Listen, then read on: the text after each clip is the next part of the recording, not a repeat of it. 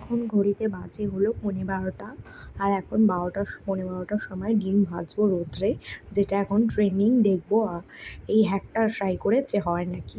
তার জন্য ভালো করে নিজেকে প্রিপেয়ার করে নিলাম। দেখো এই রোদ, কত রোদ দেখো, দেখি হয়ে যাচ্ছে। তবে এখন স্টিলের থালাটা এখানে বসিয়ে দিয়েছি, এবার জলটা শোকাক, ততক্ষণে টেম্পারেচারটা দেখিনি রোদের কতটা টেম্পারেচার আছে। এখন 41 ডিগ্রি টেম্পারেচার রয়েছে, তারপর কিছুক্ষণ পরে 43 হলো। এই দেখো গুগলে সার্চ করেও তোমাদেরকে দেখিয়ে দিলাম যে 43 রয়েছে আমাদের কল্যাণীতে। তো এখন এই 43 ডিগ্রি টেম্পারেচারে ডিম ভাজবো। দেখো এখন বাজে হচ্ছে পাক্কা 12টা। জলটা শুকিয়ে গেছে, এবার একটু সামান্য কিছু ফোঁটা তেল দিয়ে দেবো। 2-4 ফোঁটা তেল দিয়ে দেওয়ার পরে ওয়েট করব তেলটা গরম হওয়া পর্যন্ত। তার আগে তেলটাকে ভালো করে থালাটার মধ্যে ছড়িয়ে দেবো। স্টিলের থালাটা বসিয়েছি কারণ হচ্ছে মানে যেন রোদটা একটু অ্যাবজর্ব করতে পারে, তার জন্য। দেখো ভালো করে তেলটাকে ছড়িয়ে দিলাম থালাটার মধ্যে। এবার কিছুটা সময় গরম হবে, তারপর ডিমটা এর মধ্যে ফাটিয়ে দেবো।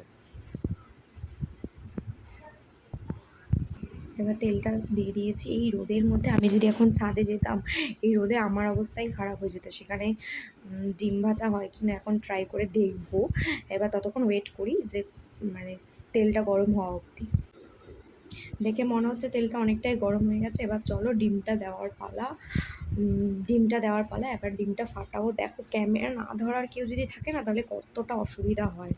হ্যাটস অফ সবাইকে যারা ক্যামেরা ধরে ভিডিও করে একা একা। দেখো ডিমটা ফাটাতেও পারলাম না এক হাতে, মানে কীভাবে ক্যামেরাটা পায়ের ওপর রেখে কোনো রকম ডিমটা ফাটিয়েছি। ফাটাতে গিয়ে দেখো মানে ভাঙতেও পারছিলাম না, ক্যামেরাটা ধরতে গিয়ে দেখো কুসুমটা ফেটেই গেল সেই। তাও ছড়িয়ে গেছে, যাই হোক ছড়িয়ে যখন গেছে আরেকবার ঘুটে করে দেবো এটাকেই। ডিমটা দেওয়া তো কমপ্লিট। এবার হচ্ছে এর মধ্যে একটু নুন দিতে হবে।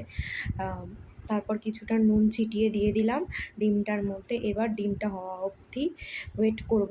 চলো তারপর কিছুক্ষণ পরে আবার আসছি।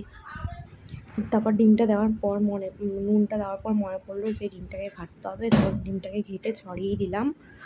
পর দেখি কিছুক্ষণ পরে এটা এরকমভাবে রেখে ওয়েট করবো, তারপর কিছুক্ষণ পরে আবার আসছি। এখন ঘড়িতে বাজে হলো 12:30। এখন ডিম ভাজার জন্য সব কিছু দেওয়া ঠাওয়া কমপ্লিট। এবার এটাকে রেখে কিছুটা সময় ওয়েট করব, তার মাঝে একবার এসে দেখে যাব এবং তোমাদেরকেও দেখাবো। ততক্ষণ ওয়েট করা যাক। এই দেখো ডিমটা কিছুক্ষণ পর এরকম ফুটতে শুরু করেছিল, সেটাই আমি একটুখানি ভিডিও করে নিয়েছি যে একটু সামান্য ফুটছিল। তোমরা দেখে বুঝতে পারছো কিনা জানি না, সামান্য কিছুটা ফুটছিল সাইডের ওই সাদা অংশটার মতো। কিন্তু আস্তে আস্তে ডিমের কুসুমটা কিন্তু এরকমই শুকিয়ে যাচ্ছিলো থালাটার মধ্যে, কিন্তু সাইডের অংশটা কিছুটা ফুটছিল। এখন বাজে হলো 2:05। এখন দেখবো ডিমটার অবস্থা কি আছে। চলো দেখা যাক ডিমটার অবস্থা কি আছে। এই দেখো ডিমটার অবস্থা হচ্ছে এই রকম। মানে দেখেই বোঝা যাচ্ছে যে ডিমটা মানে কিছুই হয়নি। আর এটা যদি কেউ খায় তাহলে কিন্তু তার নিখাত শরীর খারাপ হয়ে যাবে। তো এইসব হ্যাক পুরো ফালতু, সব হ্যাক একদম ফালতু। তাই প্লিজ কেউ ডিম নষ্ট করে আর এত সময় নষ্ট করে রৌদ্রের মধ্যে কেউ এসব বানাতে যেও না, তোমাদেরই শরীর খারাপ হয়ে যাবে।